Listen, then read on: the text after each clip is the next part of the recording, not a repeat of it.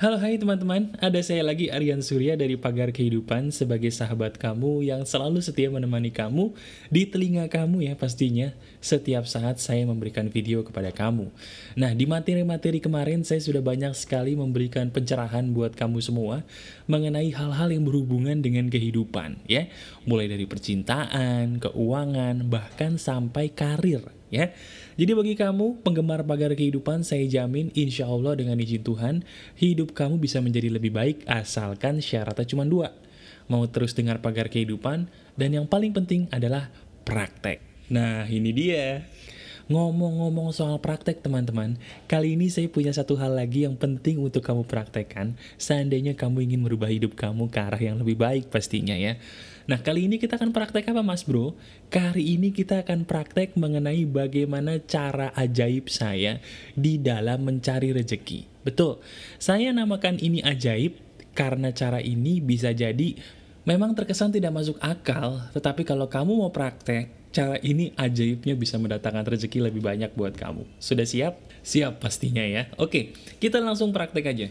Jadi begini teman-teman, banyak sekali teman-teman saya di Pagar Kehidupan bertanya, Mas bro, gue lagi susah duit nih, gimana sih caranya kita bisa mendatangkan rezeki dengan cara yang mudah gitu ya, tapi tidak perlu sampai kita empot-empotan, gak perlu sampai kita ngebanting tulang.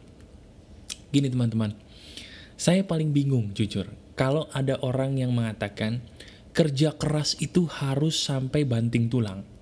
Saya bingung banget. Loh bingungnya kenapa mas bro?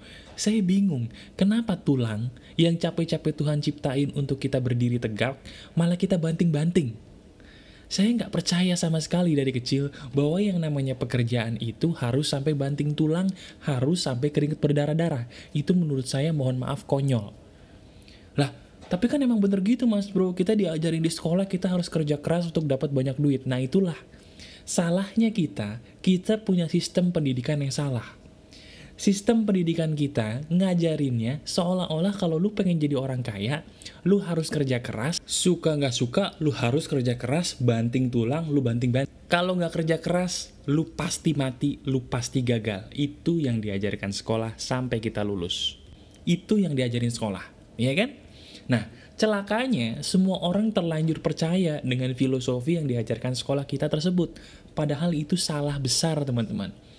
Kamu tidak perlu kerja keras banting tulang untuk mendatangkan rezeki. Tidak perlu.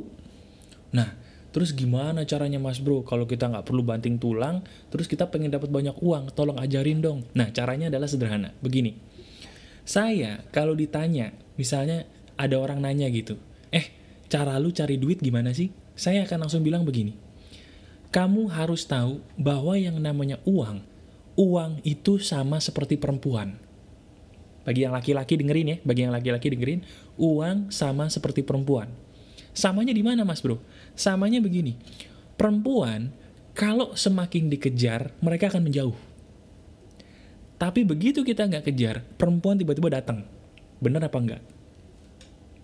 Kalau kamu yang sudah pernah pacaran, atau mungkin kamu sudah menikah, kamu ngerasa nggak sih ketika kamu membutuhkan perempuan yang tepat di samping kamu cari nggak ketemu-ketemu gitu. Tapi begitu kamu udah ikhlas, udah lepas, udah nggak mikirin, tiba-tiba malah ketemu perempuan yang tepat buat kamu. Kamu ngerasa nggak? Ya. Dan bagi kamu mungkin yang masih dalam pencarian pacar, kamu kejar-kejar tuh cewek nggak dapet. Tapi begitu kamu udah lepas, udah gue lepasin tuh cewek, tiba-tiba tuh cewek SMS kamu, nelpon kamu, pernah nggak mengalami hal seperti itu? Pernah ya? Nah, kalau perempuan seperti itu, uang pun seperti itu.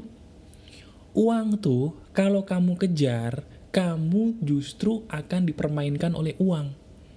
Sama seperti perempuan, kalau kamu ngejar perempuan, kamu yang akan dikontrol perempuan. Kamu kerja keras banting tulang, itu namanya kamu ngejar uang, dan itulah penyebab utama kenapa rezeki kamu, mohon maaf, gitu-gitu aja. Orang yang ngejar uang itu akan semakin menjauh, kalaupun dia dapat uang, uangnya tidak sebanding dengan apa yang sudah dia lakukan.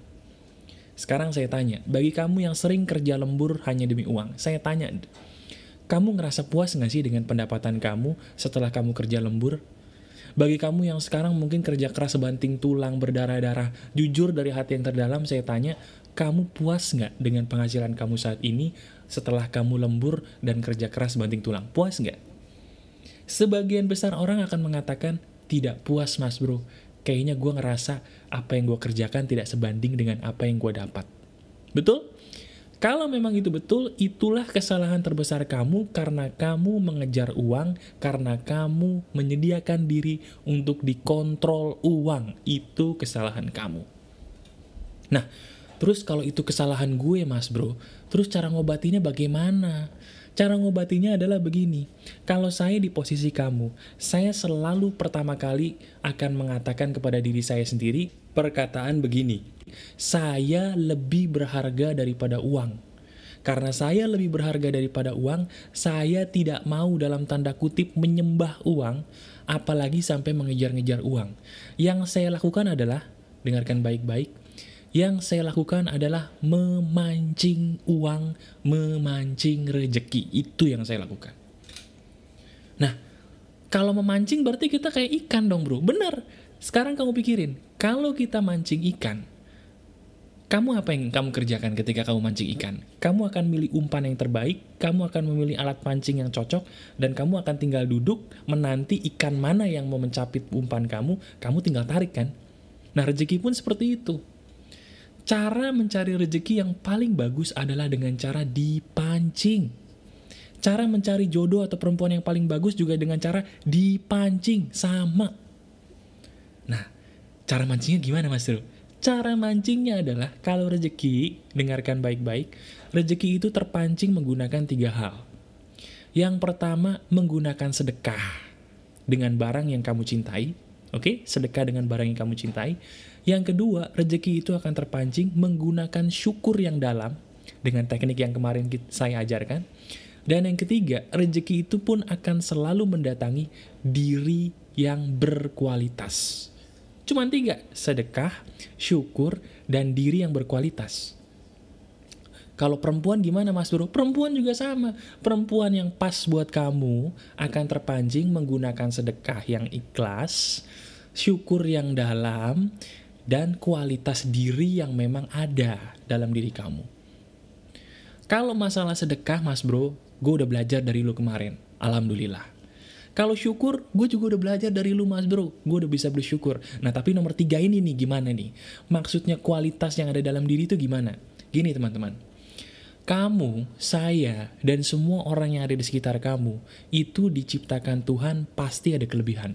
Itu pasti. Nggak mungkin orang terlahir di dunia ini tanpa kelebihan, itu tidak mungkin. Nah yang jadi masalah, tidak semua orang sadar akan kelebihannya masing-masing. Ada orang yang mungkin sama seperti kamu harus diingetin dulu kelebihannya apa, baru dia sadar, oh iya ini kelebihan gue. Nah, saya memberi nama kelebihan itu dengan sebutan keunikan diri. Setiap orang itu terlahir unik teman-teman. Yang perlu kamu lakukan adalah kamu tetaplah menjadi diri kamu sendiri yang unik. Sekali lagi, kamu hanya perlu melakukan tetaplah menjadi diri kamu sendiri yang unik. Nah pertanyaannya gini mas bro, gua kalau lu kasih tahu cara menjadi unik, caranya gimana? Nah, saya akan memberikan poin-poin sederhana, tolong kamu catat kalau perlu, atau mungkin kamu dengarkan video ini berulang-ulang, hal-hal sederhana yang bisa membuat kamu dalam sekejap menyadari keunikan diri kamu, oke? Dengarkan baik-baik. Pertama, saya akan mengatakan dulu apa sih penyebabnya kamu jadi susah menemukan keunikan diri.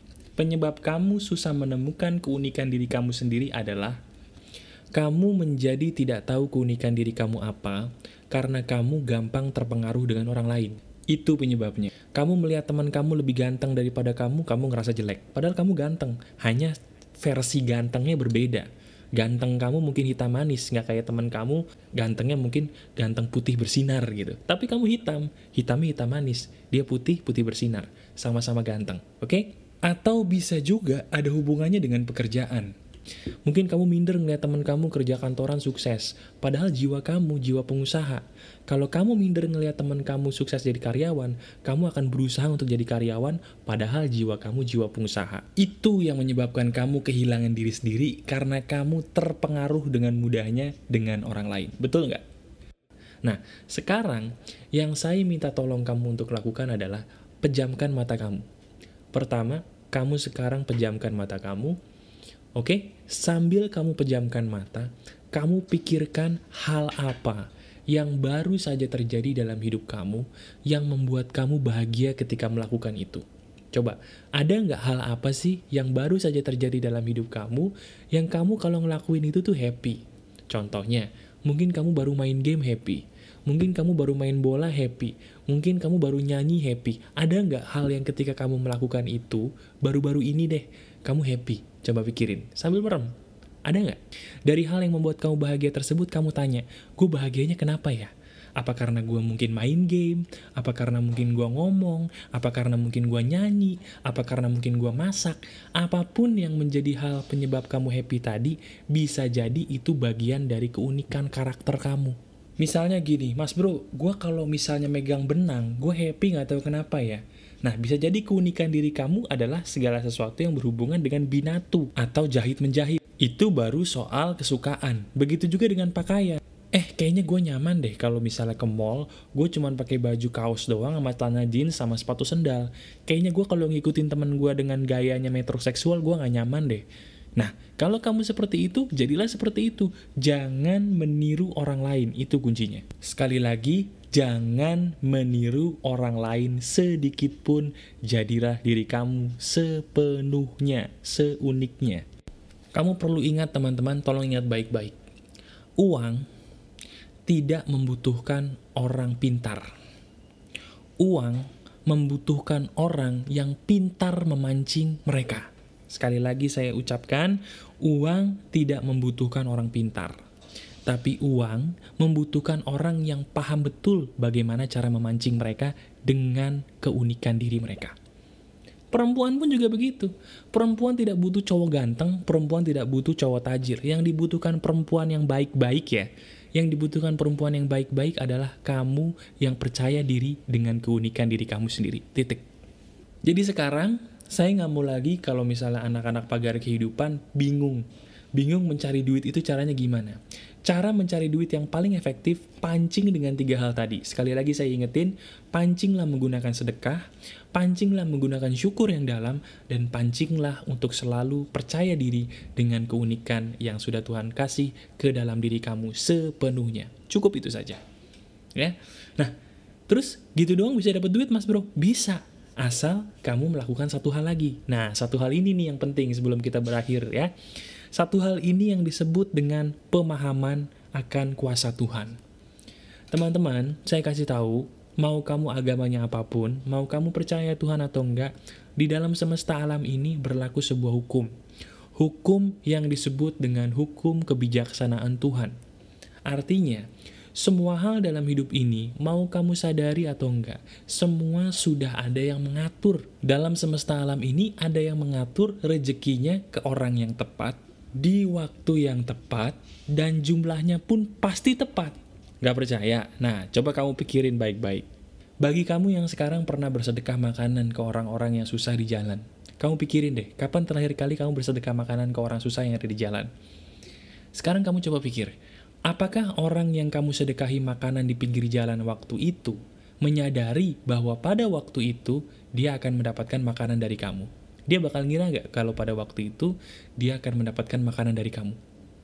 Kalau dijawab dengan jujur, dia pasti tidak akan mengira. Tapi dia dapat makanan dari kamu kan? Kok bisa? Karena itu sudah ada yang ngatur. Siapa yang ngatur? Hukum kebijaksanaan Tuhan. Intinya, saya ingin memberitahu gini. Kamu boleh berikhtiar, kamu boleh berusaha, tapi jangan berharap apa-apa. Sekali lagi, kamu harus berikhtiar, kamu harus berusaha, cuman usahanya sedikit gak perlu banting tulang, sambil kamu mancing rejeki, dan kunci emasnya adalah dilepaskan. Benar, dilepaskan. Kamu boleh berusaha sambil mancing rejeki, tapi kamu jangan terlalu banyak berharap. Karena yang membuat orang kecewa dan frustasi itu sebenarnya bukan rezekinya, bukan usahanya, tapi yang membuat orang frustasi itu adalah harapannya terlalu tinggi sebelum dia beraksi. Itu dia, ya. Banyak orang jadi sakit, banyak orang jadi stres, bahkan banyak orang menjadi gila hanya karena dia berharap terlalu banyak kepada hal yang disebut dengan uang. Nah, jadi caranya gimana mas bro? Kamu lakukan trik saya memancing rezeki tadi, kamu pancing rezeki sambil kamu ikhtiar sedikit saja cukup, tapi tidak perlu berharap apa-apa. Kamu ikhlaskan hasilnya kepada Tuhan sepenuhnya, kamu nggak usah ngarepin apa-apa, kamu hanya fokus untuk memancing rezeki sambil sedikit berikhtiar.